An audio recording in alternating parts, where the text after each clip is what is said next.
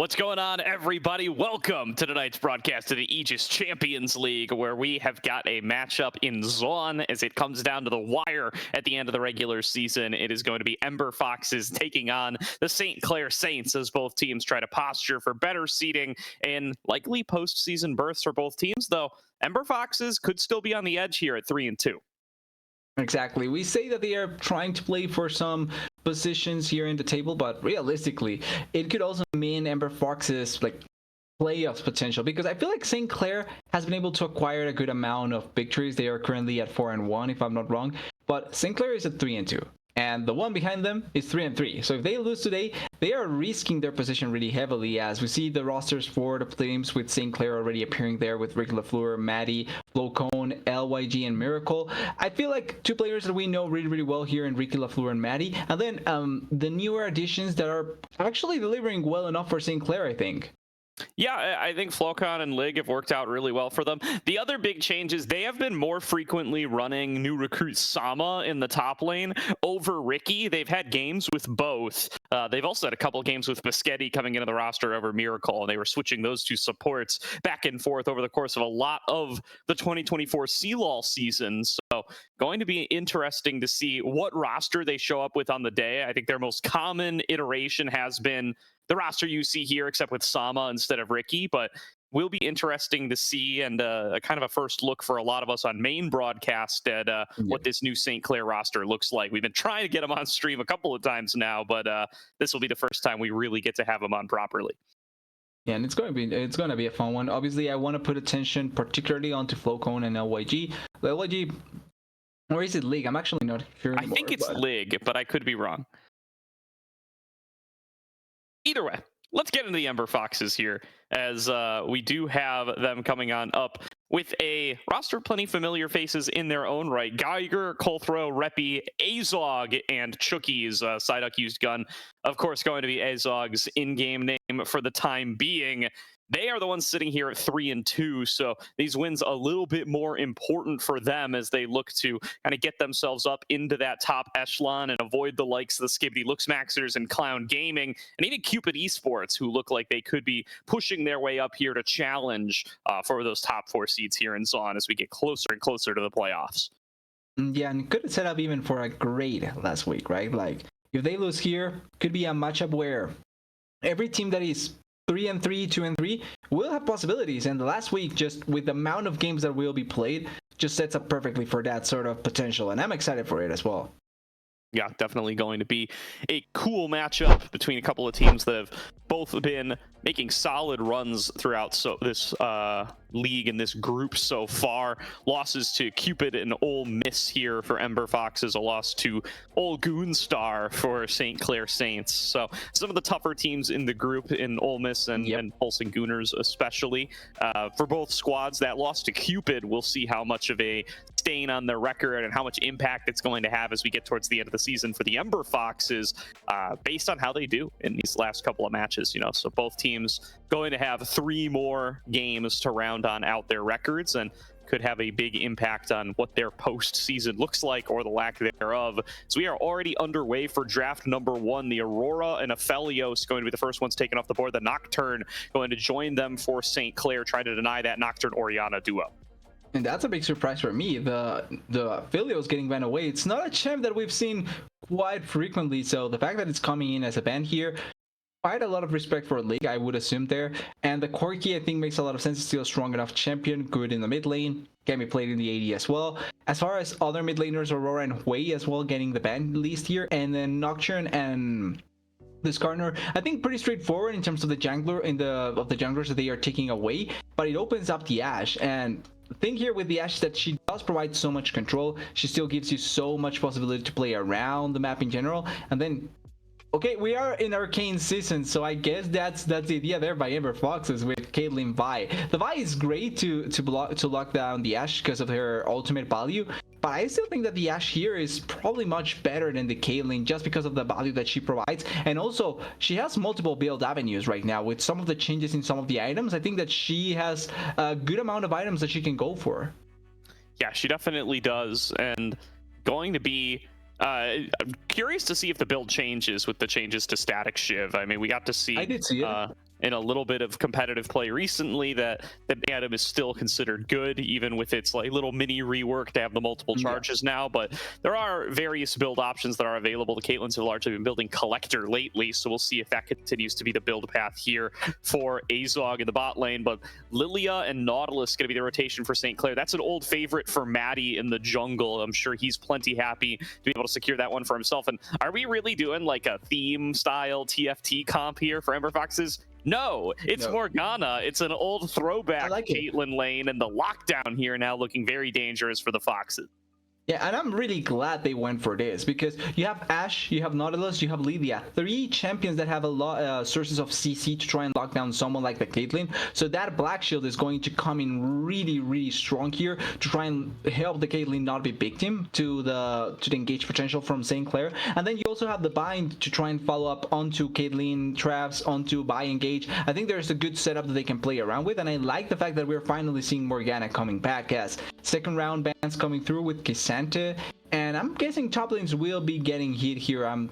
Wouldn't be surprised to see a Jax, Camille, even an Ornn, maybe in terms of setup, and the Syndra as well hitting the ban list.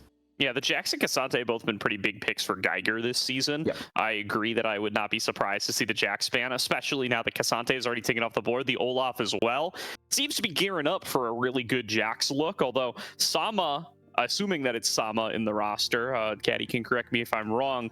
If it is Sama, then Sama definitely going to be in a position here where he could take some of those more aggressive picks if he does feel like it. He's a big Darius guy, is a Darius enjoyer, would be willing to pick that into certain lanes. Has also busted out stuff like the Malphite, stuff like the Gragas to try to play a little bit more neutralizing of style. That Cho'Gath is also a pick we have seen from Geiger this season, so a little bit of respect, a little bit of research being shown here from the Saints, and it's just going to be a Gnar lock-in here for Geiger.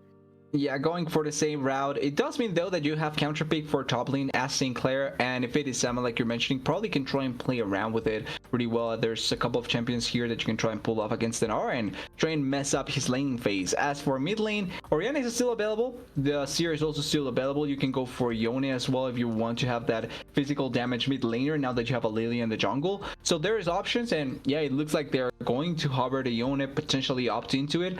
And then for top lane, like you were mentioning, the Darius could be one of those. I think if you want to have something a little bit more safe, you can go for the Camille or the Renekton, and that can still work out good enough. But I would like to see a really straightforward counter pick onto this Gnar, something that just can completely take over if you give him the space.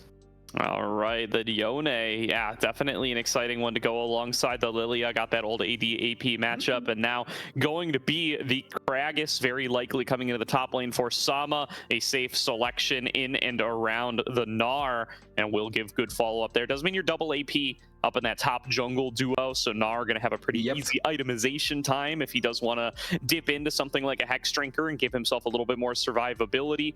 Gragas going to be a great neutralizer in that lane regardless, though. Should be able to keep himself sustained up and just be clearing out waves.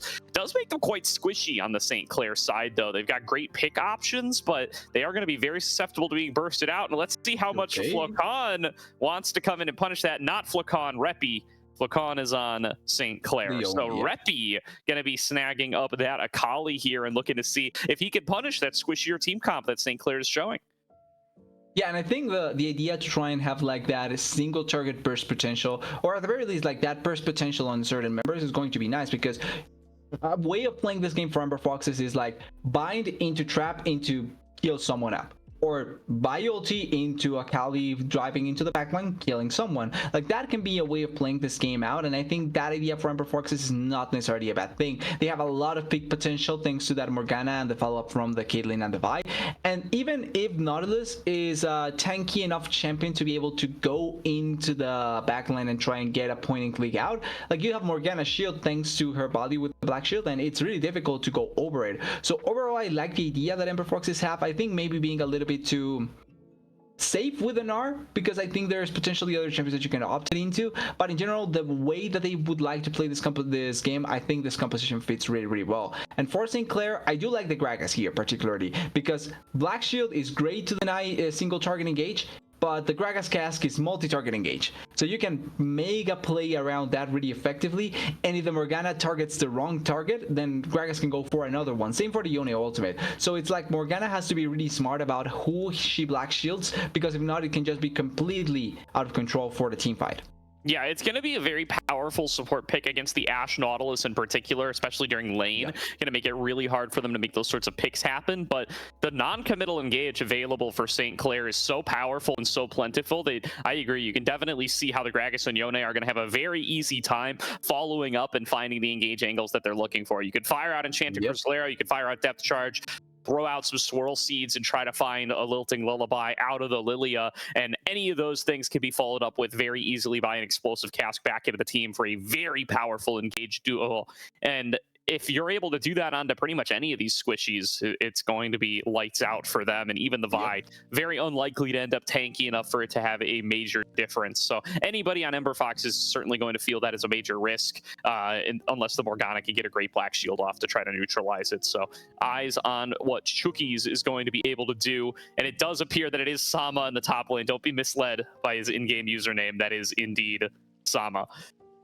Is that same thing with the Pokemons? Like, I am not Pikachu, and then everyone else is Pikachu. It is Sama who's playing there. We know that it's Sama, and it's going to be the Gragas here. And has been working out great for St. Clair. Pretty much the record comes with Sama, apparently, as well as with Riki. In and out, it seems like, right? Like, it's a mix of both top laners trying to add on to St. Clair, because we do know that Riki probably hasn't that much time left with the St. Clair roster, so having that addition is helping out quite a lot to the team. And I think that the new face from St. Clair has been working out really well, put it like that. Yeah. And I really do like that there's been a really solid development effort here from St. Clair to over the course of their existence as in League Esports, right? They've always been an org that's very willing to go out there, select their own kind of unique talent that hasn't really shown themselves too much elsewhere, and have them show up and be competitive on stages like Collegiate, right? Miracle was kind of that same story for them. His first real debut, despite already being a challenger player, was here with the St. Clair roster, and he's kind of branched out to play in a little bit more competitive in the OQ scene and such since then. I think Sama is going to be very much kind of in that same category. He's played on some littler OQ teams before, hasn't really made a top 16 yet, but challenger player. He's got really high potential. He gets picked up by St. Clair, and they will be fielding him this year. Flocon, maybe a little bit more of a known quantity, but same philosophy, right? It's his first CLOL team. They're not just picking up journeymen who've been jumping from CLOL roster to CLOL roster for forever. They really are trying to build their own identity here, and it's served them very, very well so far. Yeah, and it's kind of setting up with what the current CLOL landscape can be, right? And I'm not talking about like the behind the things. Flocon and Sama traded. They actually traded. Okay, I can get behind this. I do remember there was a time, right, where Gragas mid lane was being played quite a bit, and Akali was actually one of the matchups that you would see the Gragas into because of how easy it is for him to just cancel out Akali in most situations. Body Slam messes up E, messes up ultimate. Then even if you're in the Shroud, the Q barrel, it fits quite around a good amount of the area. Obviously not everything, but it does hit a good amount, and then the cask pushes her out of the Shroud as well. So there's good tools for the Gragas to find a lot of value. The top lane matchup, I would say it's a little bit more up and down because Gygar will have a lot of the range advantage. But in general, Yone will have the same thing as he has in mid lane. Kill pressure when you hit more than level 6, right? The higher you are from level 6, it makes it easier for you to have that kill threat. And I'm excited to see this change here from Sama and Falcone. I would actually say I think Sama probably was looking for this Yone all along, and they were just waiting to make the trade. Yeah, I'm checking out Sama's solo queue stats. This is not his main account, I'm pretty sure. I know I've looked at Sama accounts before that have been in Challenger. This one is peaked on like GM, but on this account, at the very least, he's been playing a lot of the Yone. He's been playing a lot of those carry top laners, and that is really what I kind of associate him with. You know, Riki was a guy who was always willing to play very aggressively as well, but I associate him more with the standard meta picks, right? Stuff like the Gnar, stuff like the Cassante, stuff like the Renekton, where he's always been reliable. But Sama, I think, is a little bit more of an X factor. He'll play more of these hard carry top lane matchups. And I would say even more importantly as well, the moment where they pick those champions, right? Because like you're pointing out, Riki was the player that was willing to go for the Kissantes, the Renektons, and the Camille's in the first phase. with Sama, you have the option to now go second phase for a counter pick, right? And I'm not saying that Ricky wasn't capable, but I feel like it's this sort of thing that you're looking at the duality of the players. And I think that that's the thing that maybe St. Clair was looking for here. Someone that was more a counter pick sort of top laner, but that will be able to carry out a lot of the games thanks to that. And I think that Ricky was more of the stable sort of top laner that you could always count on, that wouldn't be below a certain certain point. But Sama has probably higher highs in that sense. And I'm kind of excited to see how it performs here with St. Clair's new look. Yeah, I mean, it's a very new look for this roster, right? The shedding of Rock Boom as well to bring in Lig from Latin America really means that it's kind of just Maddie as the big remaining piece from St. Clair, even like, 12 months ago, right? Miracle being a little bit of a later substitution in, eventually ended up getting all the reps at the CLOL Championship and has kind of seized on the spot for himself since then as the starter for St. Clair. But really, a year ago today, this roster would have been only Maddie the same as who they're fielding right here today. Meanwhile, the Ember Foxes, a newer org, but bringing in plenty of names that folks have a lot of respect for. Reppy especially getting himself on a lot of radars in the CLOL scene, especially over the course of this last year where he had himself a very good run with Northwood. Yeah, exactly. And that's kind of the point I was hoping to follow up as well on. It's that with the strength of that Scylla is kind of setting themselves up to be, right? Because we obviously have the stronger ones, the Maribels, the Winthrops, the Olmes that were already kind of set up, even with the sad passing of one of the other teams that was really strong. There's still other teams that are building themselves up really strong, and I think St. Clair is doing that same job as well here to make the CLOL season really interesting, and that's why they needed this sort of roster potential as well. For Ember Foxes, obviously, some of those players may end up in CLOL as well, but they have a roster that would be surprising to see not make playoffs, just because there is players here that do have some of the experience and have had the opportunity to be in that level as well in the ACL before. But I think it just goes to show how competitive the group is, especially with teams like Skibidi Luke Maxers that we weren't expecting anything, and they are already here, fighting for a playoff spot. Yeah, for sure. And it's going to be a tight race, right? There's teams like Clown, and maybe even those Lux Maxers, like you said, who have had really solid runs so far. But the top end of this group has been so rock solid and consistent. Pulsing Gooners sitting at 4-0, Ole Miss sitting at 4-0, and then St. Clair here sitting at 4-1. It feels so hard in a 8-game season to really be able to come up here and knock teams that already have 4 wins out of the top 4 and actually be able to make a run to playoffs. Ember Fox is looking to secure that 4th win here today. That's going to really make things start to look dire for teams like the Skibidi Lux Maxers and Clown Gaming. But a loss here, really, that's going to be blood in the water, and these teams are going to see that as an opportunity to sneak in here and take their current 4th place spot. Yeah, it's everything can be thrown into the air by the result from today, right? Like it could mean either Ember Foxes putting a little bit more of a foothold or control into what they want to try and accomplish here, or the other scenario is that they may be completely eliminated if they are careless here and they end up losing. So it's kind of an interesting thing, and it's kind of a risky situation to put themselves into if you're thinking about trying to qualify for playoffs. But it does make the playoff race even more interesting going forward. It definitely does. Now, we saw the level 1 moving in towards the bottom side from St. Clair. They just look to get themselves a little bit of vision early on and keep a Miracle and Lig in a favorable position to be able to get a little bit of action started on towards the Caitlyn Morgana lane. We know how deadly this can be as a duo, that real powerful one-shot potential. You get hit by one Dark Binding and you're guaranteed to be trapped, you're guaranteed to be Peacemaker, you're guaranteed to be headshot twice, if not 3 times, depending on how many stacks on the passive Azog has got for himself. It's really going to be a tough position. We'll see how Miracle and Lig look to navigate that matchup and scale themselves into this really pick-focused composition for them. Yeah, it's going to be the difference there, and already starting it off with luckily no lane swap trades. It feels like teams have been more against, or not against, but maybe not as in favor of going for lane swaps as we were way before. So I'm glad that we're seeing just straight up lanes, and unlucky. Yeah, luckily it's only level 1, so Miracle can afford that kind of whiff. He gets hit by the Dark Binding, but obviously you can't get the full combo off when you're still level 1 Caitlyn. Azog did start with the Piltover Peacemaker, so Miracle will just take a little bit of damage for this, although it happening again, it is rough. They will be the first ones to hit level 2, though, and that'll force Chookies and Azog to pay respect.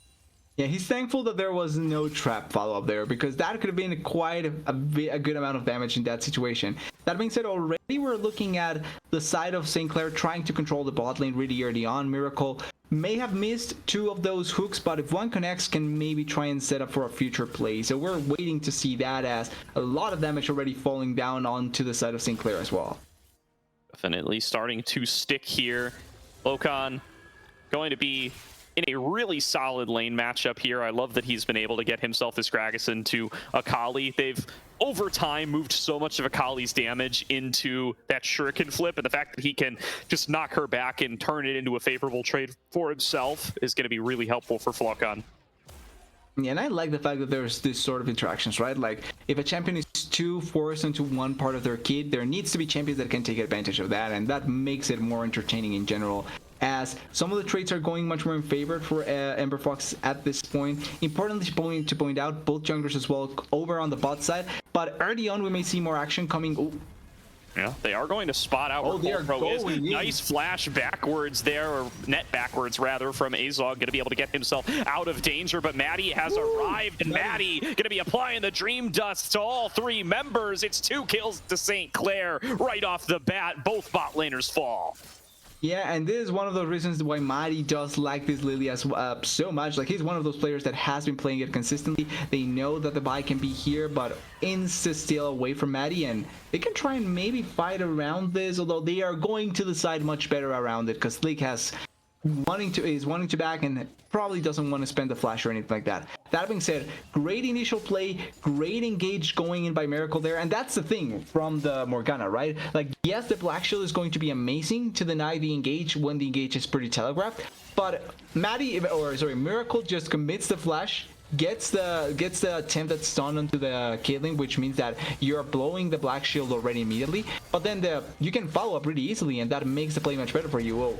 Yeah, Geiger seeing an opportunity here. Nice snag with the wall up. Follows up on Sama's flash and will guarantee that kill for the Ember Foxes. Top side starting to spin into Geiger's favor, and Colthrow there for the support. Now Lig, left alone, does manage to evade the Dark Binding, and with that gone, this is going to be a much more favorable situation. Good Black Shield going to keep Azog safe, but Miracle flexing his muscles a little bit here, does get hit by the follow-up binding. That's going to be a big chunk of damage coming through from the Ember Foxes. Miracle going to go from half health or full health to about a third, and will be forced to back on away.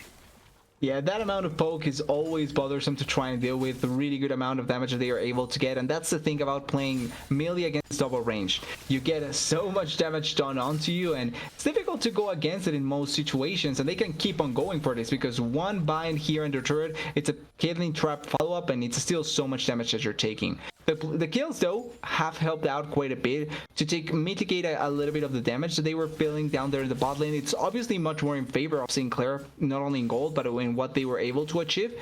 But that kill onto the Gnar as well makes it so that maybe the buy can put a little bit more pressure on the bot side and try and protect this Caitlyn Morgana. Yep.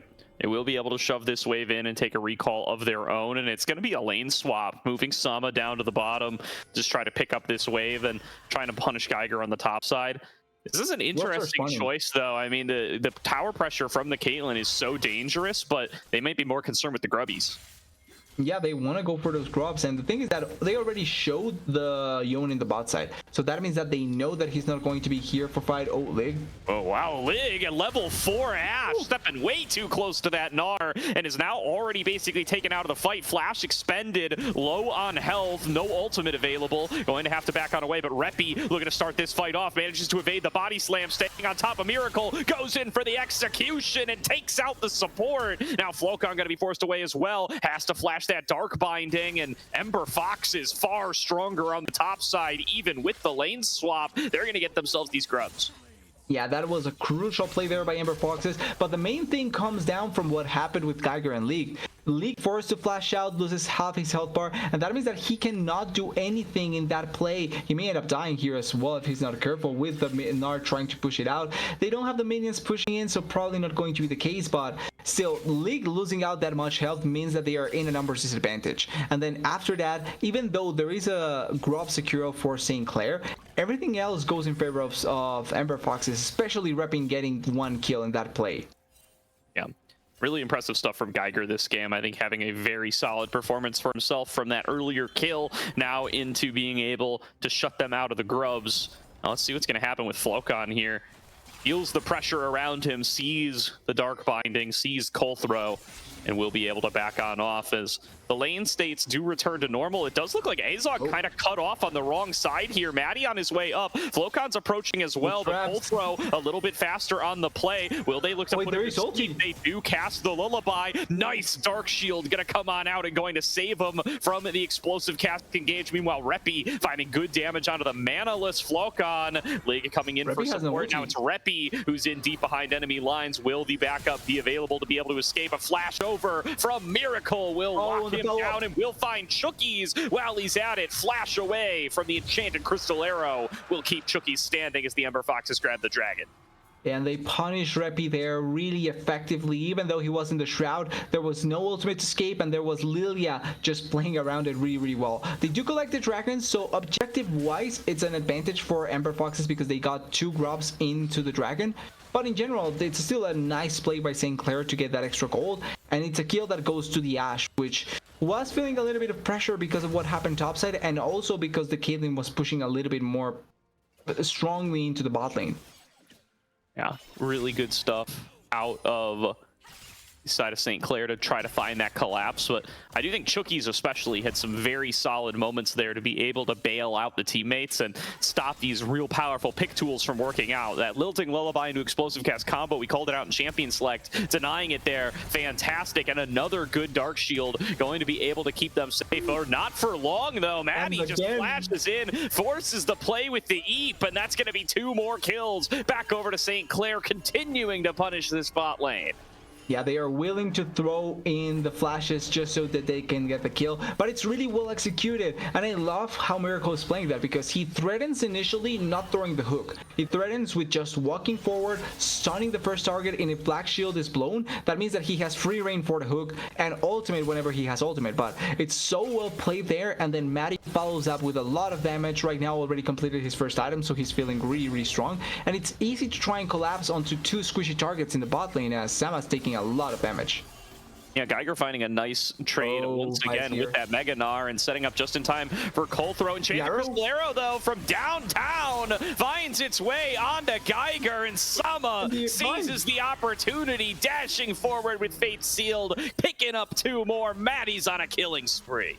A beautiful arrow in that position. Maddie is so far ahead, and Ember Foxes needs to be thankful that he's only going to be able to play a game of this Lilia, because if it was more, that could have been more scary for them, as they are going to collapse onto the top lane turret and probably try and get the Rift Herald as soon as it's spawning. Yeah, I mean, the danger around this top side looking really rough for them here, as they're going to be able to get a couple of plates off before any backup is going to show up. Reppy and Chookies both showing mid. Azog showing bot as he works his way onto plates of his own.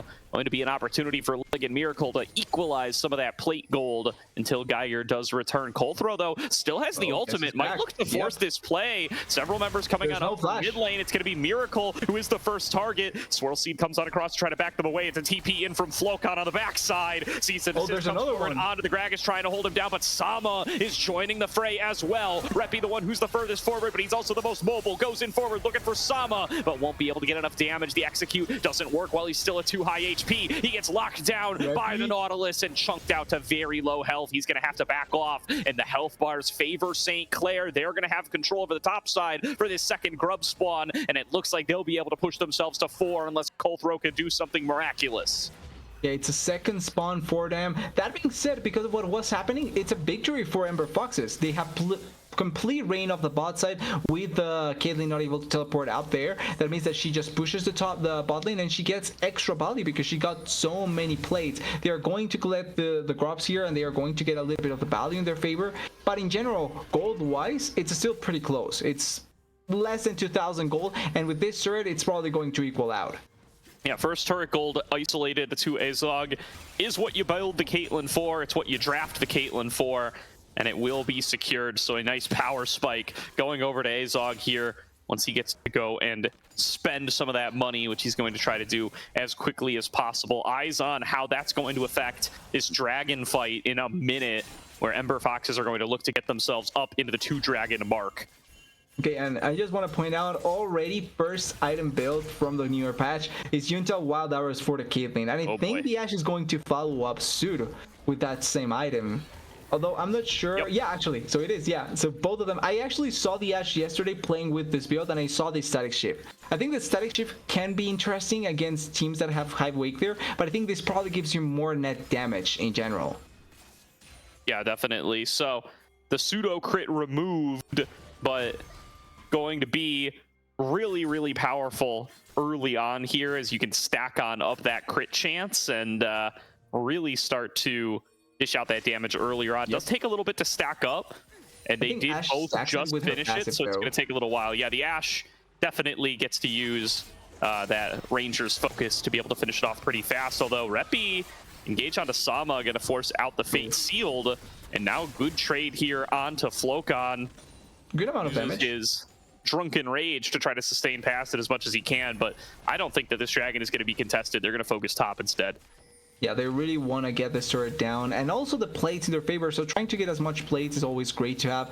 Nice attempt there to try and get the flow cone attempt in that position, but I think that it's kind of noticeable what they want to try and do. Maybe put more pressure into the map on the side of that was a close arrow, Ember Foxes, and then also try and collapse onto this turret because they are keeping up the push with one of the crops on their side. Yeah, they're moving their bot lane up to try to respond to this top side push, but Flocon is marking them the whole way through, and there's going to be that hawk shot just to keep an eye on everything that's happening. They'll be able to get out without too much trouble. The Rift Herald did just spawn, but that's not going to stop a full retreat from St. Clair. They think they're going to be able to redeploy in time. Yeah, they don't think they're going to take too long for them to be able to answer back.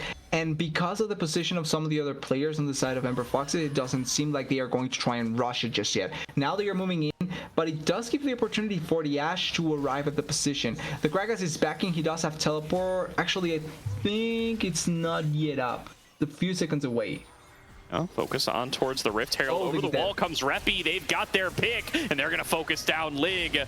Shutdown goes over to Reppy, and already a 4 versus 5, but the lockdown coming through onto Chookies will equalize. Rift Herald already has been finished off. It's been claimed by Colthrow, and Maddie trying to escape against hit by the CC.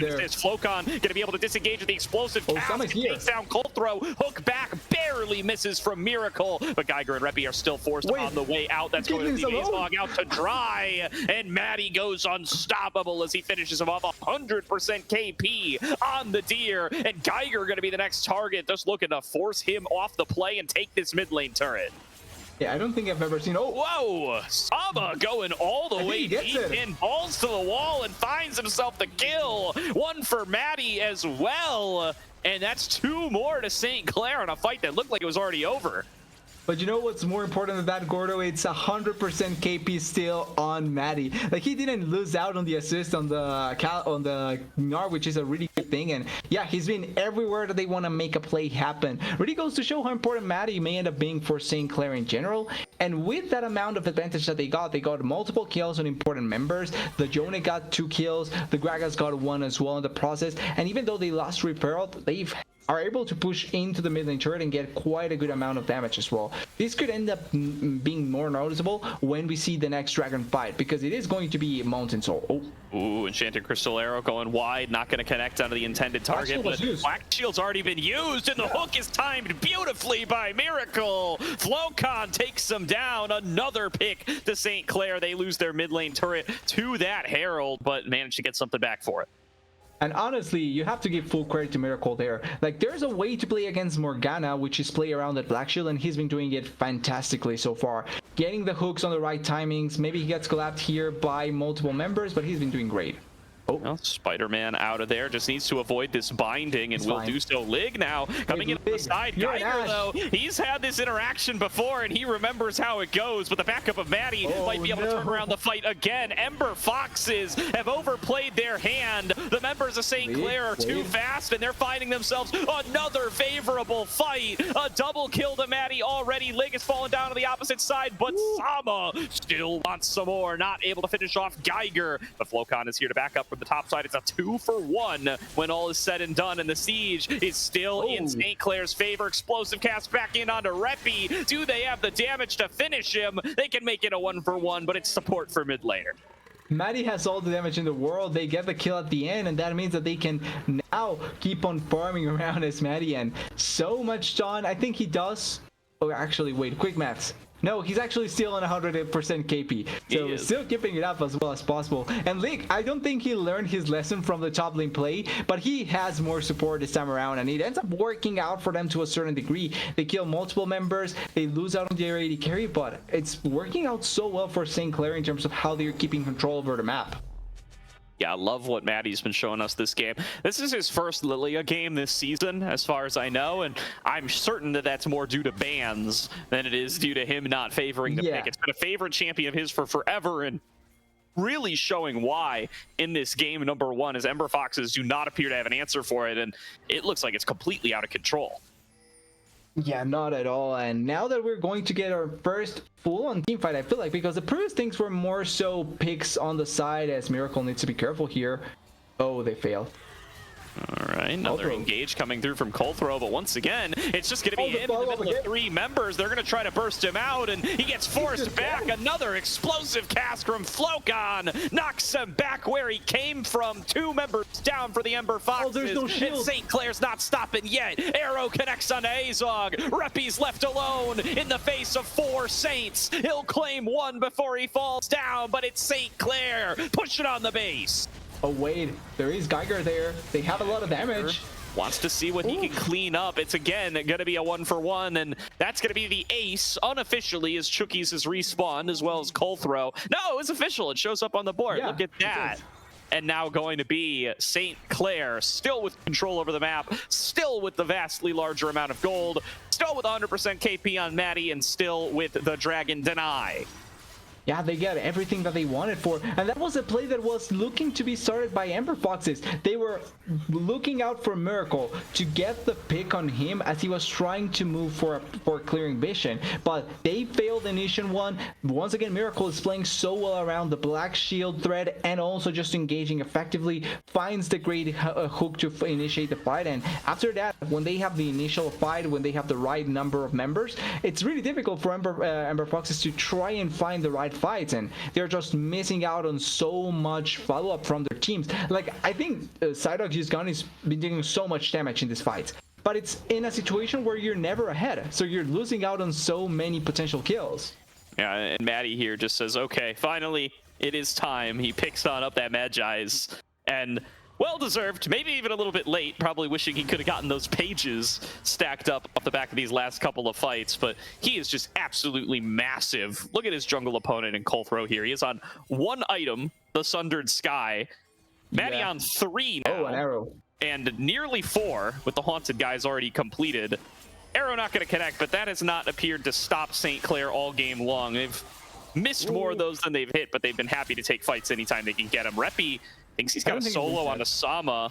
Maybe he does. Did get quite a bit there. Nice evade on the kunai. Good evade on the shuriken flip, and that will get Sama out. Yeah, they are able to get it out in that position, and they are able to try and run away in there. Colthrow is still ambition, but the fact that nobody dies, it's still good for the side of St. Clair because they get a turret, and they are able to put themselves back into that favor. Now they are waiting to maybe have a position into the Baron buff on the side of St. Clair and just threaten it as quickly as possible, but they have so much control that it feels like there's... Oh, wait, Chookies. Chookies caught out, locked down. Black Shield will not save you here, my friend. That is going to be a kill for Flocon. And Baron pings already coming on through. They know where Reppy is. They know he's got no ultimate. They want to start this off. Yeah, it's only on Colthrow, and Colthrow is close by, but they have enough vision to be able to play around it. Same for Miracle, just waiting on the side, and with no Black Shield, they have ways to stop him from trying to engage there. Yeah, good position from Miracle here, just marking over the wall. Going to be keeping a close eye on Colthrow and making sure he can't get in here. Sama looking for a fight onto Azog. The TP is coming through, and he will be locked down. Good placement of the trap, but they are locking down the jungler on the other side. Colthrow falls down. That is a green light to take this Baron, and Geiger is going to get beaten down by Flocon and Miracle the whole way through. Azog trying to finish off an inner turret, will be able to take it, but he is now on the wrong side of the map, and Maddie going to look to hunt him down and turn him into book pages. Again. Reppy, though, finds another pick, takes down Lig, and Azog is seizing this opportunity to try to get out of the way. Maddie finds him again. Miracle's here as well, and now he's pages. Maddie's legendary, 18 stacks in the book. Wait, no, Maddie lost 100% KP. I don't know when oh, actually, yes, they killed the Vi without him. Yeah, the Vi and I think the Gnar too, yeah? No, it must have only been one. Yeah, it was only the Vi on the side where they were doing Baron. So he probably didn't hit the Vi with anything. Unlucky there for Maddie, but they still have Baron buff. They still have control over the map. Only League and Sama died, but losing out Sama is probably the most important part there, because you miss out on potential 1-3-1 push or 4-1-0 push. But the rest of the members do have Baron buff, and the Ashe is going to be around multiple members, so it's not like that matters. Yep. Oh, Dredgeline just barely whiffing there, but again, that's Black Shield committed, which is a big resource when you're up against this team comp as the Ember Foxes. Sama just keeping on the split push game. Lig coming to rejoin the rest of the squad. With Reppy showing top, they are very willing to just brute force these fights and continue to slap them with their gold lead. Going to be a collapse towards Sama, but he should have the awareness to just back on off of this. And meanwhile, the rest of the team still taking structures. Yeah, they are taking everything they want. They are pushing into the arrow flying in. Great Black Shield there, but it is down now. That means that Nautilus Hook, Nautilus Ultimate is going to be threatening, and they have enough damage to try and keep on threatening onto this inhibitor, as they are doing so much damage and they are putting a lot of pressure. Colthrow looking for an angle, but I'm not sure if you want to look for that at this point, as Geiger is about to go Mega. This might be one of the best shots that they have, but there is very low health bars already on him. It's going to be Reppy into the back line, looking to find somebody to execute. Sure can flip back through. Low health bars for the perfect execution. Dodges away from Sama, but it's still just Maddie running through the team. Strong. He's already taken down 2. He's forcing back 2 more, and Reppy, despite his best efforts, has done nothing to stop the deer rampaging through his back line. Yeah, looking too much for the Ashe, but you're still missing the deer on the side, and they are still finding so much value. The deer is running around, and she's taking so much damage. Oh, wait, is there a trap? There is no trap there, so they are going to keep on pushing here, and they're not stopping at all. They want to kill this Caitlyn, and they want to win the game here. Oh, Maddie loses his perfect KDA. Will be taken down by a flash ultimate from Chookies. A double kill to the support will keep the game going for just a little bit longer, but double turrets down. St. Clair very close to ending the game. They will lose Lig here as well, of course. Oh, wait. Oh, can Lig make it one for one? No, one auto. That was a one-tap, yeah. Collector, hell of an item. Pays off for Azog there. Useful in these situations. It's weird that happens that's in that place, but it is Dragon now completely open for the side of Ember Foxes. Oh, wow. Locon wants it. All right, Flocon. Yeah, they're not letting their foot off the brake here. Yeah, they may have lost quite a few members on a nearly game-ending push, but they are not going to slow down here. Maddie going to be up in about 3 seconds. Sama doesn't have the TP for when he respawns, so I think this Dragon is theirs either way. Flocon may regret the expending of that TP just a little bit. Try and steal it with an ulti. I mean, that's no, he's too far away. Okay, he's time to let them go, probably. Please? Miracle still chasing him down, and Maddie's so far away. They're just gonna walk this out. But the kills, Gordo, the kills. What kills, TDS? they're just gonna walk away from you. Okay, wait, Geiger actually staying for the wave. Alone. Geiger, never mind. I'm a fool. Geiger might give him one for free. He gets a black shield. He hops away. Yeah, he has enough range to be able to run away. They are going to go for this inhibitor, which means that they are probably going to try and make the next push be meaningful enough. But with no Baron buff, it's going to be a little bit more difficult to try and end the game. The only one remaining is Lig, but he's waiting for the arrow.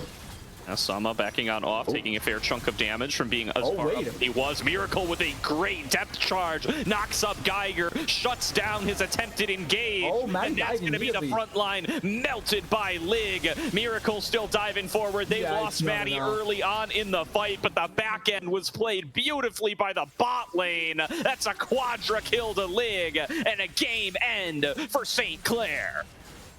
Yeah, it's a perfect game-ending play there, and that means that they are going to win the first game. Really well controlled, and the start of the game, it's Maddie may have died a couple of times, but did so much early on, won the minority fight, and immediately snowballed out of control. Huge props to the year from the side of St. Clair, and really showing why that champion probably shouldn't be left on the hands of Maddie at all. Yeah, 15-15 performance for Maddie on the Lilia. An obvious player of the game contender here. And a massive showing here from St. Clair. A good start, you got to say, for the side of the Ember Foxes. They got Geiger rolling early on. He had a solid laning phase. They were able to secure that win on the top side fight, but repeated focus towards the bottom lane really got Maddie snowballing and made him unstoppable. Yeah, it was just so much damage and so much body that they were able to accrue. And playing around the Black Shield was huge as well by them. Like, they played around that Black Shield from Morgana perfectly, and it was super easy for them to do it. Really well done by them here. And now, full Fearless. So all 10 of these champions off the board. We will see how the adaptation from the Ember Foxes look coming into game number 2. Or St. Clair, if they just keep up showing like this, then they will be on their way to 5-1 and pretty much mathematically locked into the ACL postseason.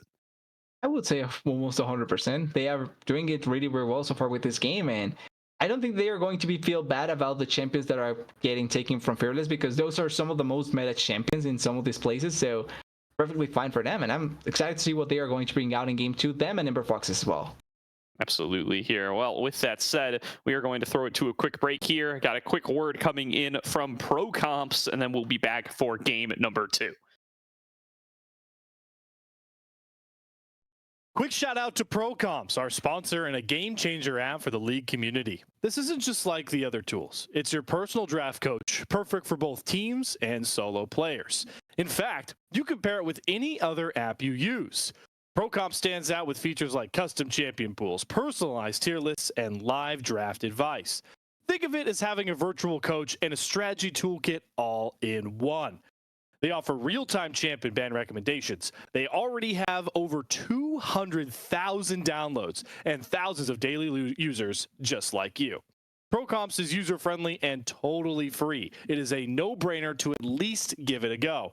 Download ProComps now, and you'll experience a whole new level of drafting power in your league games. Go to procomps.gg, download it from Overwolf, or click the panel below on our stream.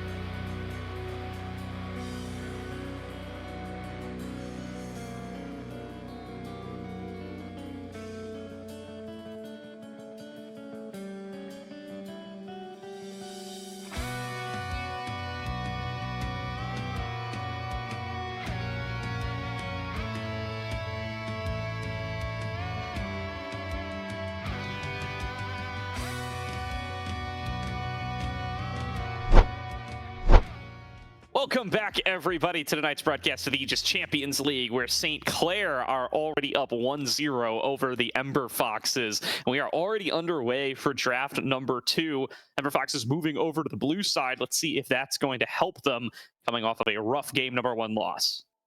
Yeah, they need to change stuff here and there, but I do think that they had this an interesting idea, and they were finding good fights. The problem is that in general, it just felt like they were getting outplayed in a couple of the other fights as well, so it just meant it was going to be more difficult for them. Now, looking into the second game, I'm pretty sure Mbessa is disabled, so like there's no actual need to actually ban it away, but there's going to be changes potentially in some of these drafts. I am still curious about that Aphelios pick. Has League played it before? Like, I was trying to look for some stats. I'm not sure if League has played it before and carried on it or what. For League, I see he has an Aphelios game over against Oklahoma Christian, where they did win. So at least some degree of respect being paid over for him here. A first pick Cassante here for Geiger. Doesn't surprise me. I think the Cassante is really strong right now, even after his latest round of changes. Perhaps even stronger after his latest round of changes. I'm not going to lie. They nerfed some of the Q damage, but they gave him more dash speed in All Out. And I think the All Out is what it's all about now. That's my read on new Cassante as somebody who doesn't know what he's talking about, is that it's really, really powerful in the All Out form. Like, I've seen way bigger burst, way dumber solo kills out of the All Out than there was in past Cassante. He's a lot dirtlier and a lot slower, not in the All Out form. But they seem to have indexed into that even harder now. His Q does less damage, not All Out, but he's even faster in the All Out form, even harder to kite. And that is going to certainly be a pain for whoever's facing off against Geiger this game.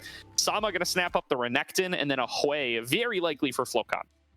Yeah, I think when you have the way with you on the Renekton, they're kind of telegraphed to the positions they're going. You can flex away to the bot lane, but it's probably going to go towards Flocon there. And the Renekton here, I think, like you were mentioning, probably plays into the fact that the Cassante feels like more of a later kind of champion now than he was before. So I think that they are going to try and exploit that early phase with the Renekton here and try and take the advantage to another level early on as Volibear and Syndra. The Volibear is the more surprising one, but I think the Syndra fits really well against trying to allow for the way to have a free time poking and things like that, and then her pushback onto champions like the Renekton can be really, really strong. And I think a jungle here for St. Clair, probably the play, maybe as a Sejuani.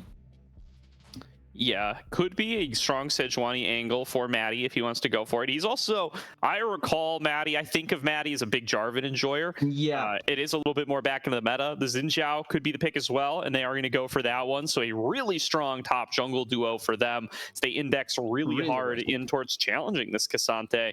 But the Volibear, I mean, he's no slouch in the early game either. I expect to see a lot of early game action for both of these junglers. Yeah, it's a place where you can clearly see that they are going to try and win the early game from the top side as heavy as possible, so that they can later on try and make that advantage that they get into an even better advantage later on as well. As we're seeing the second round of fans with a lot of AD carry focus. Obviously, no Ashe and no Caitlyn means that Varus, Jinx, the Astral are going to be the higher priority champions. I'm surprised Kalista wasn't banned away, just because I do think St. Clair could all in on the earlier kind of gameplay with that Kalista in the bot lane. But I do feel like for them, having a late game carry like a Jinx could be much, much better.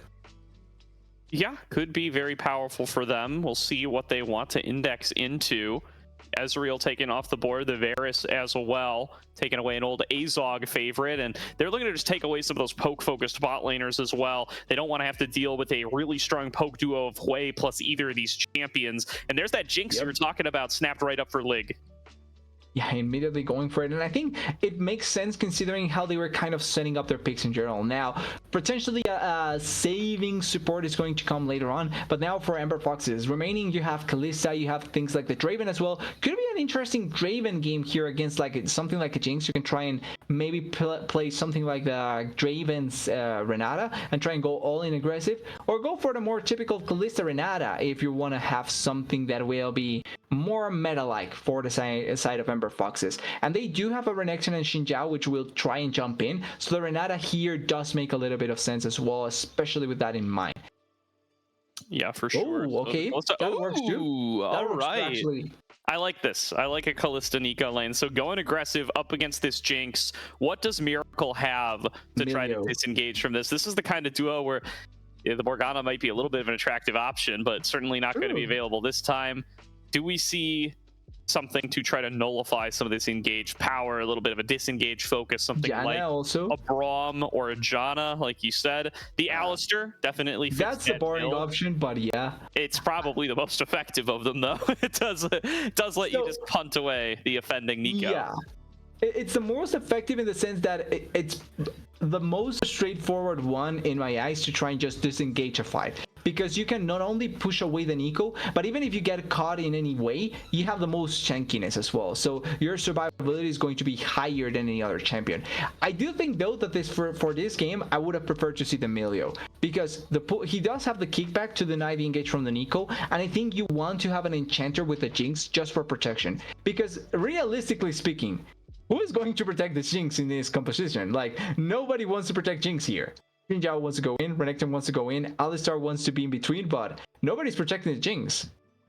Yeah, I mean, it wouldn't surprise me to see Miracle a bit on Protect the Jinx duty here, but yeah, there is definitely going to be a little bit of a challenge there, especially if the Volibear and the Cassante both decide to full send it towards them. So, Which could happen. Want to make sure that you keep your Jinx in your way separate, that they aren't getting two birds with one stone there for sure. And they do have a lot of backup damage in the form of the Renekton and the Xin Zhao, especially if they get top lane swinging in their favor.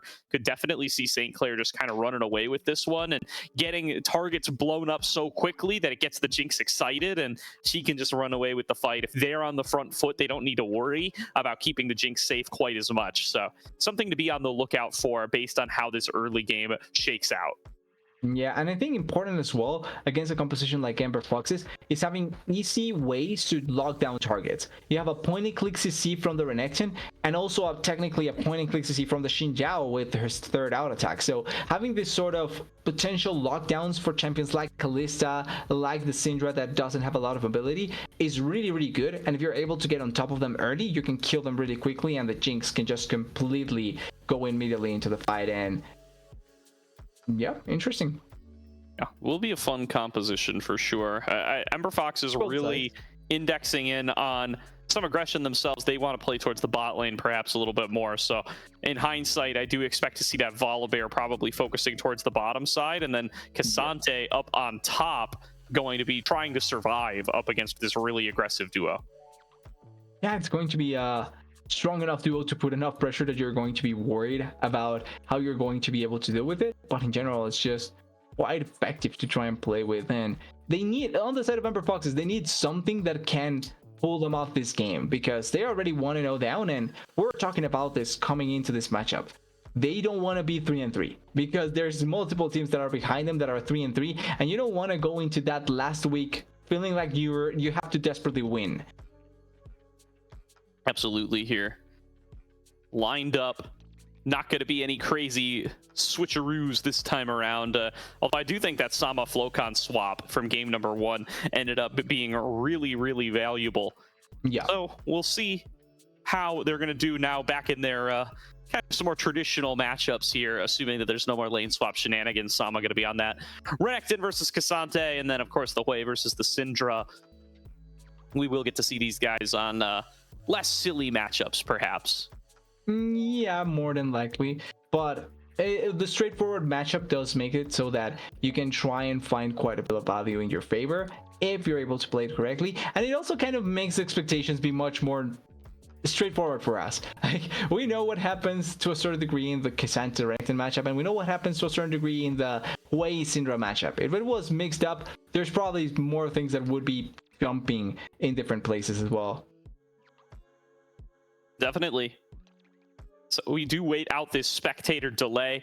Geiger had a really solid early game on that Gnar. I know I've talked about it multiple times now, but it's really what I think is going to need to be the X factor for the Ember Foxes here. If Geiger can play out what is certainly going to be a tough lane for him really well, right? If he can lose gracefully and just absorb pressure here from Maddie and Sama on the Renekton Xin Zhao duo, I think it's going to go a long way for the Ember Foxes, because it definitely feels like Azog and Chookies should be able to pilot this more aggressive bot lane to an advantage for themselves, and that Colthrow on the Volibear will be able to go in and make sure that that happens for them. I can honestly see this game being decided at level 3. Because if at level 3 we have a 2v2 fight in topside or a 2v1 fight in topside, and it doesn't work out for the side of St. Clair, it can definitely mean that the game will be really, really difficult to play. But on the other side, if they win it, then the game completely goes in their favor because they have complete control with that Renekton and Xin Zhao. I'm going to wait and see if those first 3 minutes will decide all or not. Absolutely. Shout out to Risen Esports coming in with the raid. Welcome, everybody. Hope you've enjoyed your Risen matches for the night. And just getting into game 2 of Aegis, where very likely could be a game number 3. I think the Ember Foxes put up some good fight in the early game last game. It was just Maddie getting out of control on the Lilia that really cemented it for St. Clair. If they can avoid a similar situation here, which, I mean, look, Maddie's very talented on many champions. I don't think he's quite the same off of the Lilia. So I think I give Ember Foxes better odds in game number 2. Okay, I can get behind it. That is not a bad thing to have. I think they have tools for late game, they have tools for early game, and they have tools to blow up multiple targets as well. Like we can just perfectly fine set up an example of Chookies going in, finding a 4-man, 5-man ultimate angle, and then it's really easy for Repi and Sai to completely destroy them in a team fight. And Geiger is playing K'Sante, so he's bound to find some moment for K'Sante to pop off. Yeah, absolutely here. Nah. Going to be a very powerful pick for him. Geiger, I feel like, has been underrated for forever. And I'm really happy to see him finding some success here on the Ember Foxes. He's had a very successful last year or so playing on Castleberry, where they were kind of, you know, a big underdog fan favorite team that were able to make some really solid moves. And would love to see him get to continue to do that with this Ember Foxes roster coming into a potential postseason. But like we've called out a couple times here, I mean, postseason is at risk for the side of Ember Foxes if they aren't able to come up with a win here or come up with some more wins soon, right? That's going to be a potential risk. Shout out to the Salt Mine coming in with the raid as well. I know they just finished off their Peak Performers series. That was a banger game number 2 to take it for Peak Performers and keep Slayer and I's wager about Peak Performers making the postseason alive. Shout out to those guys. I gotta be honest, yeah, that's the thing that I'm worried about here. Like we're on I think it was Cumbers and Peak Performers. It's the divide. Absolutely here. And now Ember Foxes still fighting for their postseason to get locked in. St. Clair trying to do the same. Let's get into game number 2. And last game we had a slight attempt at a 5-man from the side of St. Clair. It almost worked out, but it looks like this time around it's going to be a lane. Or no, actually, it's just going to be the 5 on the top side. Or actually, no, yeah, I think they're going to go for a lane swap. It might be the look. Pulling themselves over here. They do spot out Miracle, but not with anybody with the CC to lock him down. Blowcon just throws out a Severing Bolt, gets a little bit of poke, gets a little bit of mana if he's got the mana flow band. That's optimal right there. And will just be the full invade. St. Clair going to forfeit their bottom side. And some vision for the Ember Foxes. But other than that, not too much to speak of. And I do like that that ward has been placed to spot out any potential lane swap. If there is one from St. Clair, Ember Foxes are going to know about it. Yeah, it's 4. Legitimately, they just let down 4 wards to set up the potential lane swap. But the thing is that it already happened. So even if they were waiting for it to come through, like the lane swap was already in place. Yep. So they'll actually likely see nobody coming to lane here, and that'll be somewhat of a signifier. It does look like they've already got a look towards moving Chookies elsewhere. He is he's shapeshifted into something. There he is. He was a minion in mid lane. So it is going to be the support mid laner versus support mid laner mid lane, and Geiger avoiding lane entirely, looking to get involved here as well and at least soak up a little bit of XP. So as someone that has been playing entirely Honor of Kings for the last weeks or so, like 2 weeks or so, this is pretty typical in mobile and MOBAs, where you see multiple members in the mid lane. Now, will it have a lot of value? Probably not. Like they are just sharing a lot of experience here. The one that will benefit the most here is the Jinx because she gets so much value in the top side. But apart from that, like it's just a straight up between the two of them staring at each other and pushing waves. Yep, and we do have a freeze here. I do hope that this is not the spectate client breaking. All right, there we go. See, sometimes you just have to speak it into existence, and then you're back. Yeah, we have to be always wary of any sort of client break or client explosion because we know that that will happen. That can happen. Does that happen in Honor of Kings? Yeah, I think. Yes. I'm not that into the cast you said. Look, like I'm getting into the Chinese streams, watching the teams. I haven't yet noticed anything, but if I do, I will call it out. Very good, very good. Well, top laners have gone back to actual laning here, not just sapping XP away from their mid laners, and Geiger finding himself a little trade angle there onto Lig. Interestingly enough, Geiger has gone for... Whoa! That's a flash in from Geiger. He thinks he can solo carry Lig here, and that very well might be the case. Lig going to be forced to flash away, and that's going to be a win for Geiger for sure. Once again, anyone that thinks that this champion will be hit really heavily is completely out of their mind. So that was a level 3 almost solo kill just by hitting Qs. Like that's the ability that was apparently nerfed. Yeah. I think Lig may be dead. Okay, no, he baits it. He might still be going for this. I mean, I wanted to call out, he is on Aftershock and not on the usual Grasp of the Undying, although he may have taken a few too many autos here. Lig gonna be able to force him off. Meanwhile, Azog just barely slips over the thin wall, goes right back over, continuing to find the damage on a Miracle and Sama, and they want to see if they can finish a target off here. The Ren stack's coming up fast and hard, but Reppy gonna find himself face to face with Maddie in the jungle. Maddie gonna jump on away, see if he can snag himself that Scuttle Crab. So technically, it is a victory for Ember Foxes because they did push them away, but Lig, once again, is still just farming by himself in top lane. The bad thing about this is that Geiger now has to teleport back and is able to put more pressure, but also Flocon got a free lane. Like, because of the move from Reppy, Flocon pushed a wave, gets a lot of value from the minions, and is able to just run away without worrying about anything. Definitely a good position for Flocon to be in. Geiger really trying to flex on Lig here, though. Just wants to say, hey, look, dude, you're supposed to be behind. That's what we picked the Kalista Nico for. You're going to be behind regardless of what lane you go to, and Geiger just going to try his best to continue to keep him off the wave. Yeah, I honestly feel kind of bad for Lig to have to feel threatened about playing against Geiger and feel threatened about playing against Psyduck. Like, there's no win for this Jinx in any situation. No, not at all. So, does call over Miracle to give them kind of the full fighting force that they have. Although a nice setup from Geiger here. 1 versus 2. Geiger comes up with a solo kill, first blood up against Lig. Yeah, really well done, but I will say that's all on Lig. Like, there's no way you can confidently walk forward like that, knowing that your support has no, but he blew everything. Like, Alistar used both abilities, so like, you need to understand that there's no way you can make that play without, and also no summoners, like both summoners blown down. So I think this is all on Lig. Credit to Geiger, but this is on Lig.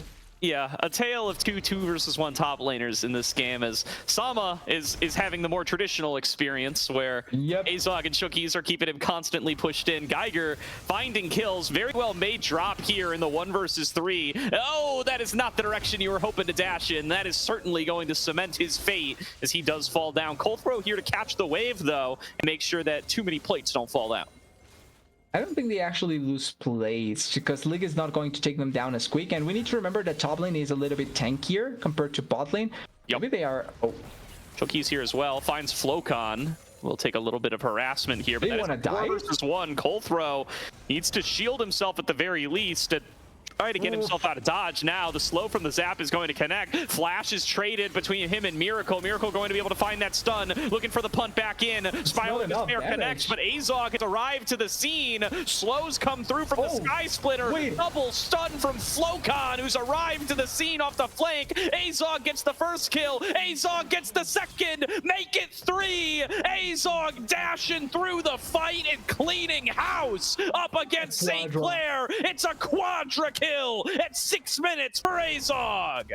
Yeah, I don't think they know what Jinx is supposed to do, because they are forcing fights with the Jinx at level 4 and now level 5, but like that could have worked much better if they get the initial stun onto call throw. So it's an unlucky play by Miracle. They mess up a lot of abilities, and full props to Ember Foxes. They arrive at the right time, they play against them perfectly, and they make them pay for their sins with a pretty good answer for Psyduck, who ends up finding the 4 kills, and now Kalista 4-0 start. That's something to be scared about. Definitely. And try as you might to lane swap away from it and evade it, Kalista lane finds a way. Yeah. And Azog now does find himself with a substantial CS lead. Not as substantial as it once was. Lig has gotten some CS over the course of the last couple of waves.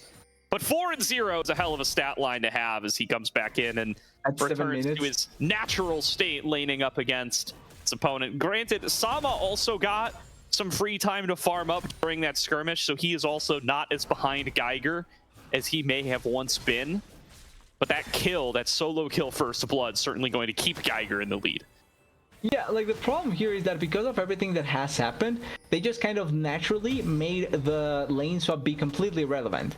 Because the lane swap was originally a nice way of making the play go. Like, Kalista wasn't getting excessively ahead, or she wasn't finding a lot of strength out of nowhere. And then the Jinx was farming by herself well enough, and she was collecting on a call that she started. Oh, wait, Sama. We'll throw his ultimate. Yeah, this is going to be a tough one for Sama to try to survive. Turret getting turned off. Disabled. Plenty of Ren stacks in place. Nice rocket comes through from Lig and claims a cross map double kill, punishing the dive.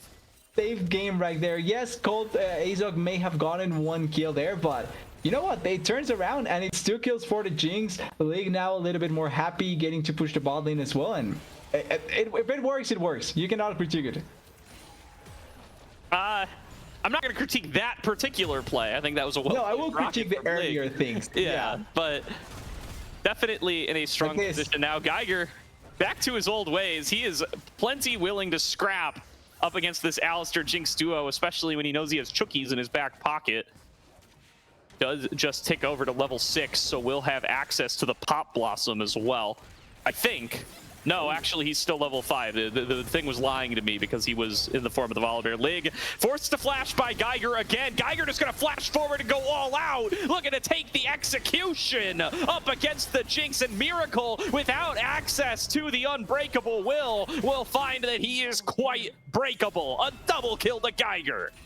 Yeah, so I think we probably shouldn't send League against Geiger anymore, because anytime they're in a lane, the two of them, one of them is dying, and it's certainly not Geiger. It's more than likely League, and it's going to be more plays or a little bit of damage onto the bot lane turret. In the top side, the Kalista was able to by herself collect a lot of gold as well in the process from the plate, and now Sama gets another one, but I think Azog wants to follow on this. Yeah, and I mean, rightfully so, right? He's got the Blade of the Ruin King. He's very strong. Going to just use the Rend early for the slow and get himself a solid trade. He executed a minion with that first Rend too, so he got a second one. Sama very chunked out here and feeling the pressure up against this 5-0 Kalista. Yeah, does have ultimate coming up about now, so he probably feels a little bit more safe by having that in his pocket, but still taking quite a bit of damage. And yeah, oh wait. Boy, flash in from Sama. Spiraling Despair going to be guaranteed towards Azog. He's kiting it out. He evaded another skill. Not quite getting the kill onto Sama that he needed. And now Reppy and Chookies going to have to do their best to back away. Nice crushing maw. Connects out of Flocon. Keeping the slows up. Keeping the damage coming. But Reppy will survive.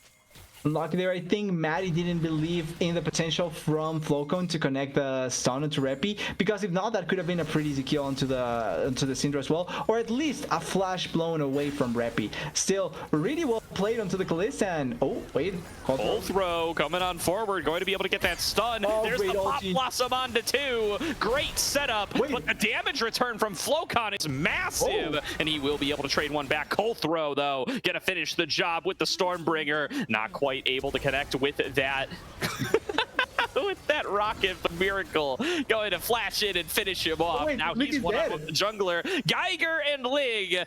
This game has been all about these two, and it's been Geiger favored the whole game long. Azog claims the kill.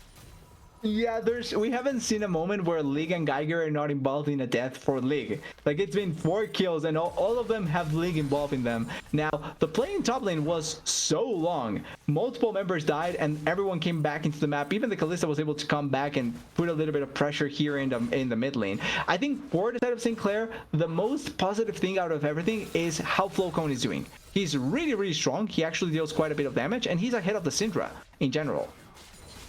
He's been playing very well on this way so far this game. He's going to need to be that rock for St. Clair here, where everybody else has been set behind. A quick double kill over to Lig, definitely going to keep him in contention as well as he tries to scale into the later game. But here's Flowcon setting up for another fight with Maddie. Geiger, though, just goes all out, thinks he can burst Maddie out, and he's very close to doing so. Geiger gets himself the killing spree and will stay alive. Now Chookies is here for the backup. Colthrow pulled back in, though. Flowcon finding the damage, but it's another flash in from Colthrow to try to finish off the job. One more Q, and Flowcon claims the shutdown. Yeah, Flowcone is strong enough, and he actually can also try and kill Geiger, maybe with a snipe. I don't think probably has enough damage with the snipe, but he is... Oh, Rocket just connected there. Oh, Reppy didn't know that Lig was in there. So Lig will be able to get away. I'm pretty sure Lig was so worried about a Syndra Q just randomly getting pushed into that push, because that is something that the Syndra does. Like, that is something that you can 100% think about. It didn't come through, and luckily for them, they don't die. The Rocket was also close against Geiger, doesn't net them a kill, but oh wait. Yeah, that's not real Geiger, buddy. That's Chookies landing the Tangle Barbs and taking the solo kill. Chookies gets one for himself. Yeah, all of this game has been defined by who disrespects the other side more. Because everyone is just dying to random things in general, like the Nico clone that, okay, it's Nico, but at the same time, you're really low, Flowcone. You probably shouldn't be that close to the turret in that position, as Reppy may get collapsed here, but he can kill Lig with one tap as well. He can also interrupt Headbutt. Yeah, he's going to be plenty safe here up against these two. And Miracle and Lig really struggling in these 2v1s up against solo laners this game. And Geiger here to remind them of what's been happening all game long. He gets punted out, and they have to call over Maddie for support, but they're kind of zoned away from their own tower here. Reppy gonna crash in this wave. Yeah, it is after the turret plates are down, so it's not like you're going to achieve maximum gold value, but they are still pushing it, and oh, they have Flowcone here. He actually does a good amount of damage. Lands the Spiraling Despair. Flowcon on this way has been the difference maker for St. Clair. A nice Pop Blossom for the side of Chookies. Look at will that. be able to guarantee the disengage, but it's a 1-for-0. They take down Reppy. They're still looking for more as well. Flowcon still dumping out the damage. There's the Super Mega Death Rocket finding its kill on to Chookies. Geiger is so low. Maddie so close to finishing him off. That shutdown goes to Flowcon as well. And this way is making things happen for St. Clair. They are not out of this game. Yeah, this game is on Flowcone 100%. His damage and the way that he's been playing this team fights has been marvelous, and it's really working out for them in a way that just will consistently net them advantages. He cannot die here though, because that could be... Oh, Flowcon flashing over the skill and picking up the solo kill. Clair, I hope you're in chat, man. This is a Flowcon game. Yeah, it really is. If there was ever any Flowcone game, this really feels like a huge play by him, and it's really on his back until the Jinx becomes online. He's the one that can deal the damage to everyone here. Really is. 5-3-2 now, and I would argue performance reflects even better than that scoreline. Has been the massive difference maker in pretty much every fight that St. Clair hasn't just gotten completely demolished in. And now that lead's substantially cut. It's only 2k ahead. And for a game where Kalista got 4 kills at 6.5 minutes. Oh, Geiger. Get Geiger here too. Yeah, I mean, he's getting jumped by 4 people. He's done. That was kind of sad to watch. Like, 4 people waiting on that bush, Geiger not knowing anything, and with Geiger down, that is Rift Herald. Like, there's not a lot of chances to fight this back. They are going to try and... Oh, Lig, you do not need to be here. Yeah, Lig getting chased down, and it looks like Azog gonna finish him. Has to expend the flash, but will be happy to do so. He might have to execute here. He gets into the portal, takes it deep behind enemy lines. Miracle's looking for him. The inner turret going to fall. Colthrow getting caught here and locked down by Sama. Flocon should have the damage to be able to finish this one off. He goes on a killing spree. Azog gets down by Miracle. Azog trying to manufacture the dash over the wall, but he just can't make it happen. Chucky's coming in for the backup, and they've got to figure out how to put a stop to this nonsense fast. Miracle finds him, puts him into the severing bolt. What synergy from Miracle and Flocon to pick up another kill. Wait, is that a shot? Was that a shutdown or not enough? I think it was. It was at least a little one. Yeah, potentially, and potentially a kill here for Sam as well, against Sam as well. There's two members, but no, he's going to be able to walk around it. They have the repair. They are going to push mid lane. The chaos is all around the map, but they are going to try and keep on putting pressure all around. They have another charge as well. This is crazy that St. Clair have managed to get themselves back into this game. Reppy coming in with a multi-man stun. But with these turrets falling, with these fights spinning back to their favor, with Flocon now 7-3-3, yeah. I mean, they've managed to pull this one back from the brink. They are nearly even, less than 1K in the deficit. And St. Clair now, with more structures falling to them, tied up into the Dragon department and scaling into the game with the Jinx, I would say they're favored at this point. It does feel like that. The weirdest thing to me is how strong they are without the game plan that we thought it was going to be happening, right? Like, we thought it was going to be Renekton and Xin Zhao running the show, but it just wasn't the case. It is all on Flocon, and Dragon is not spawning yet. They're just going to try and get the Scholar Crab, but Flocon really has been the difference maker. And when that Jinx reaches 2 items, which I would assume should be soon enough. She's 136. She's trying to farm it out for IE. So I think she probably will get it soon enough. Oh, snare found by Chucky's. Colthrow looking to get this fight started, but I think he underestimates how many members of the Saints are already in position. Maddie's willing to get this fight started. Azog arrives though, and when Azog has room to fire, he's still so strong. Maddie dives right onto him. Sama's there as well. Azog's been one shot. Now it's up to Colthrow trying to fight his way through. It's going to be a meltdown onto Geiger. Colthrow's able to find Lig in the back line, but he's in a 1 versus 4, and Sama is all over him. St. Clair take the fight. It's gonna be 3 for 1.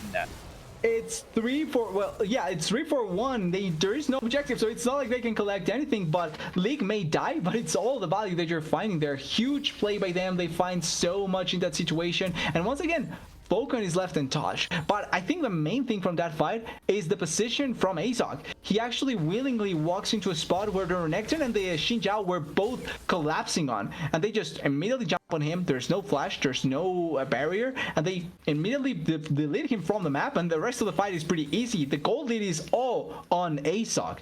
The rest of the members are not that far ahead, so the difference is not going to be that noticeable if he's down. Yeah, absolutely here. And I mean, it looked like he was going to be able to have himself a solid little fight there with all the Alistar abilities coming out and him finding room to auto attack. But like you said, Xin Zhao and Renekton, they close that gap in an instant and they are able to turn that into a winning fight. Another Dragon going to fall down. Geiger is getting solo zoned out by Flocon here. Colthrow's on the flank. Colthrow wants to be able to take this fight. Colthrow may be damage. It's just too much. He's only going to end up falling down. Reppy finds Lig, looking for the unleashed power, finally casts it, and Lig will fall, but it's going to be a 1-for-1 trade and maybe more. Chucky's lands the Tangle Barbs onto 2, and Azog is here to try to guide his teammate out, but he might become the target himself. But Pulverize doesn't connect. It's another Tangle Barbs to buy the space, and the disengage from the Ember Fox bot lane will be successful. And it ends up being only a 1-for-1, even though Flocon deals so much damage to multiple members. It's only League falling victim to the unleashed power from the Syndra. That being said, it's a 1-for-1, and even then St. Clair was in favor to win that fight, as Geiger is a little bit too far away here. Going to try to take the fight here all out, going to be able to give him a bit of a path back over to Maddie, trying to fight it out now with Colthrow on arrival for the backup, comes in with the Stormbringer, trying to find the damage. Super Mega Death Rocket connects. He's able to create the space away from Sama, but he doesn't want to abandon his jungler, diving back forward for Maddie, executing him down. Geiger back in the tanky form, but Flocon is here to try to turn it around. Chucky's is hot on his trail. They find the stun over onto Sama, but Colthrow is taking the majority of the damage, looking for the stun, but Flocon's going to be able to dive away from it. Lig is here. Lig is pumping out the damage. He gets excited. He's kiting forward, taking down Cold as well. And now it's going to be Chookies left in the 1 versus 2. Melted down by Miracle on the Alistair. Lig arrives to the play and finally looking strong on the Jinx. Yeah, he finally gets time to be the main hero of that fight, and even though there were multiple members that were not here, both Reppy and Azog, it's still enough for them to win that fight and be able to take down even another objective down here. This game is now becoming closer and closer with multiple members getting gold to their name, but it's just scary to think about how Santa was able to survive for so long in that situation, and also not to take away Cutthroat actually able to have survivability as well. Like, he's tanky when you think about it. Ooh. Unending Despair is a hell of an item, man, and they've got 2 of them in that skirmish. They just heal so much. Sama now fully caught. He's gonna get melted down here. These 2 carries do too much damage, but here's the backup. Geiger is here. He's gonna have to be able to defend these carries somehow. Super Mega Death Rocket connects onto Azog. He's been taken completely out of the fight, and he's got nobody that he can hit. Both carries fall to Lig. Geiger's stuck on the wrong side trying to finish off Flocon. A triple kill to Lig, and it's another fight win for St. Clair. Oh, and the flashing, probably another one. Oh, Cutthroat doesn't get connected there. Yeah, oh, but he gets connected here. Regardless of whether they get out or not, this is a massive loss for the Ember Foxes. It's going to be Baron to St. Clair. Cole throw down for 35. Chookie's left alone on the map.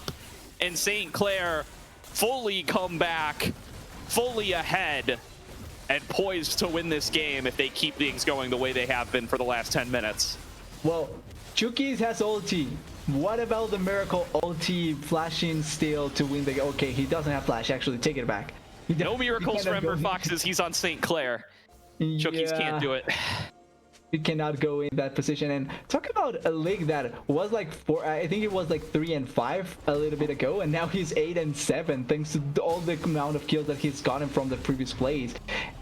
It's just working out much better for the side of St. Clair, even though there's moments where they are behind in how they are forcing fights. They're just simply answering better and taking priority targets better as well. Yeah, I mean, Geiger and Cole have shown they are quite strong on these frontliners. Yeah. The double Unending Despair is doing its job, but they need to be able to take these fights on even keel and on their own terms. Sama getting caught out to start this one off, and he is a mega outnumbered. They're going to try to finish him off in time. He's just trying to buy space and time for the rest of the team to be able to come in and back him up. Fate's Call going to be able to snag onto him. He dives forward, locks down Azog. Pop Blossom on the other side. Sama nearly able to solo him out, but will end up falling. But Geiger is the victim on the opposite side, staying alive for as long as he can, but will finally be melted down by Lig. Now Cold Throw stuck too far up. Super Mega Death Rocket connects onto Azog and executes him. Flocon is legendary, and St. Clair buy enough time on their top laner to win the fight. But he connects the last one as well. He can try and follow in. Reppy's dead. He just gets sniped on the side, and they have the damage with both Lig and Flocon. They are pushing in on the side, and it turns out that Sama is much more durable than Geiger, because with the amount of time that they took to take down one of the 2 top laners, they just run down the team fight. Baron Bob in favor, a Jinx that is excited, and they are looking to maybe try and end the game. Derek's Gage doing not enough here. Sama in that last engagement. Can they stop Lig from taking the portal? They do, but he's still just a little too quick and will be able to get himself out along with the rest of his team. And just like that, it's a 5K gold lead over to St. Clair, and they are in a magical position now to potentially be able to close out this series 2-0 from what looked like it was absolutely doomed. Maddie finding himself face to face with Azog gets slowed up by the blade, but the reinforcements are arriving. It's a dive forward. Cold Throw looking to get out of Flocon. He flashes back out to safety and has the front line of Maddie and Miracle to defend. Lig goes godlike after a snipe onto Chookies with the Super Mega Death Rocket. And now 2 members left, stuck on the wrong side. St. Clair pick apart the Ember Foxes for the upteenth time this series, and they're going to look for the Nexus. They are looking to finish it off. They even won Azog here on the side. Maddie is running with the super minion. Baron Bob super minions, and I think he's going to get it. Yeah, it's low, but it's surely going to be the case, and that is a 2-0 for St. Clair and making the player of the race. Super exciting here in Zon. Yeah. Oh wait, no minions here for St. Clair. Oh, game might not be quite over here yet. Yeah, they're going to take the escape route yet again, and One more Lig, it's a attempt at a miracle Syndra. here. Great stun onto Lig. Not quite able to finish him off with the unleashed power. Sama going to be stuck on the opposite side here. He certainly is not getting out of this one. Reppy going to be given the kill. And Ember Foxes hang on for just a little bit longer, but they are going to need a lot of fights to go their way. And a catch on a Flocon here will be huge. That's going to be a max value shutdown. Who do they give it to? It's going to be Geiger. Geiger, yep. 1,000 gold for Geiger, that's big. And Flocon TP'd into that. Dragon is actually up right now, and there's no more Flocon to try and fight it. Jinx also went back to base, so maybe there's a slight opportunity for the side of Ember Foxes to try and fight it out. But there is a smite on the side of St. Clair as well. Really is. At least denying Soul Point will be a small victory, and small victories is where this comeback is going to have to start. Geiger just trying to buy space, needs to force Maddie out of this. It's a TP coming in from Sama. Pop Blossom going to connect onto two. Azog's over the wall. He's just got to be able to kite this one out up against the Crocodile. Lig has gone legendary. It is going to be a steal on the Dragon for Maddie. And here comes St. Clair running through the rest of the fight. Azog is locked down by the front line. Miracle and Sama trying to chase it the rest of the way down, but there are so many spears inside these two. Lig and Maddie arrive for the backup. They finally take down the Callista. Cole throws the raid boss, but he won't last long either. Up against Lig's DPS. It's an ace to the Saints, and they will finally finish what they started. Yeah, it took them a bit, but they finally find it in them to be able to end the game. Flocon even disconnects, knowing that this game should be over, and it is looking like that, as Chukis wants to go for the last potential saving play, but it's open Nexus. It should be over, and it is. Wait, actually, Lig has died multiple times to Geiger, so Lig. I wouldn't put Emery. Come on, Lig, just hit the next one. There it goes. It's a double kill to Reppy for a little bit of stat padding, but St. Clair will win the series 2-0. Even at the end, Lig dies to Geiger. Unlucky in that situation, but you know what? They won the game. 2-0, really strong performance, really well played series. The second game devolved into complete and utter chaos, and I think that that's where Ember Foxes found their ground to be able to try and come back into the game or into the series. But after Flocon felt so strong and he was able to deal so much damage, look at that, 44,000. He just stabilized the game once again and make it so that St. Clair had a way back into this game. Sorry. Yeah, really doing a great job there for the side of St. Clair. And you can see it in the gold graph. It was really favored towards the Ember Foxes there. In the mid game, they were so strong on Azog in particular, but executing these team fights fantastically, and so much credit to Flocon here, topping the damage charts, and was so critical in ways that even the damage charts and stat line don't reflect, in building them back into this game in some of those later fights. Really perfect positioning on those crushing maws to be able to find the engages, not missing any of the crucial abilities, dishing out the damage, and being able to pick on up those fight wins. Exactly. Even when you're not on the highest of KDAs or things like that, it's your presence and the way that you're playing the game that really matters. And I think Flocon played that out really well as the way in this game. And I feel like the series as well, even his last game as the Gragas, he didn't necessarily have like the biggest stats, but his value to the team in multiple situations was really important, and it came through when they were trying to win those late game team fights. Same here, he just managed to keep the team together for really long, and then when Lig came back and became stronger, when there was chances to kill the Callista on the other side, he did so much for the team, and his value was just so high. Yep. And that win will take St. Clair up to 5-1 in the Zon group. The worst they can finish now is 5-3. I'm fairly certain that locks. They are qualified. They're locked playoffs with that. I would be very surprised if they aren't. 3 losses already for the other 5 teams in the group. So at the very least, they'll get a tiebreaker, right? And actually, they have a chance for first place even now, right? Because they are 5-1. They play Ole Miss next week, and if Gunners lose one of their matches, which they play, Gunners play also the Ole Miss, so there's chance that they can actually try and turn around. I'm actually excited for it because there's a good opportunity for a fight for first place in Zone, and also a fight for fourth place. Because with this Ember Fox loss, it means that we are having a potential tiebreaker next week because they play Skibidi Lux Maxers on the last day, and they also play, and there's also, I think, Clown. Clown's in the running. Technically, Cupid's in the running too. Both Clown and Cupid are at 2 and 3. Strength of schedule, of course, going to have some impact there on how likely it is that they're actually able to come in and contest. Yeah, And then they do have Skibidi Lux Maxers in the running here as well. Looks like we did get Miracle here for a post-match interview. Nice. So we're going to throw it to a quick break. We will be back to be joined by St. Clair Miracle.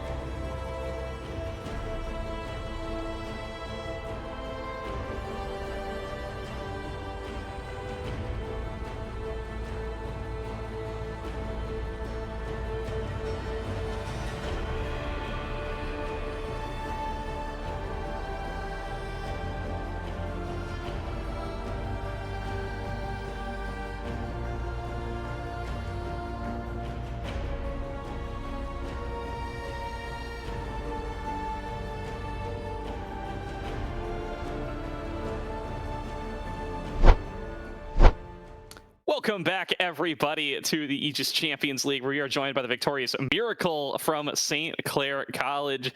Miracle, congrats on the win. And we were just talking about this. You guys are up to 5-1 now. Seems very likely that you've locked postseason now. Yeah, feels pretty good. I mean, we still have a couple more games. We still have a game against Ole Miss, I think. Yep. So I'm looking forward to that game. Should be good. Yeah. Speaking of that, fighting for first place potentially against Ole Miss as well. So I'm kind of curious if that was an expectation for you guys coming into the split, like trying to get first place in the group and try and get out as the #1 seed in general.